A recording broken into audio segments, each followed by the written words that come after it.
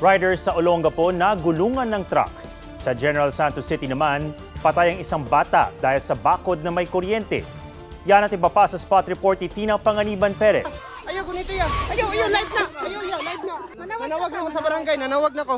Gusto kayo na kuryente, ayaw. Pinagkaguluhan ng mga residenteng ito sa General Santos City ang isang batang 9 na taong gulang dahil nakuryente sa bakod ng isang machine shop na may live wire. Ang magulang ng bata, hindi mapakali.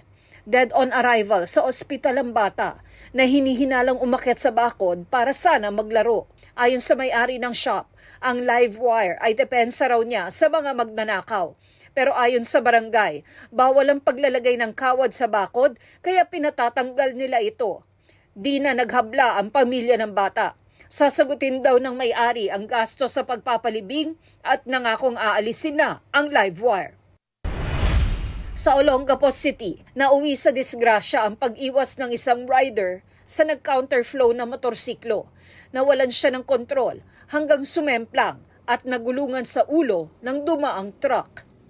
Nangako naman ang may-ari ng truck na sasagutin ng gastos sa nasawing rider. Sa Santa Lucia, Ilocos Sur, nagkarambola ang 3 truck matapos pumutok ang gulong ng isa sa mga ito. Nawalan daw ng kontrol ang driver nito. 2 ang sugatan. Sa Burgos, La Union, bumangga sa arko ang isang bus matapos daw mawala ng preno.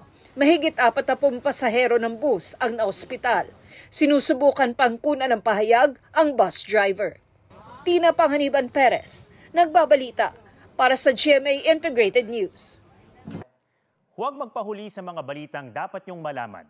Mag-subscribe na sa GMA Integrated News sa YouTube.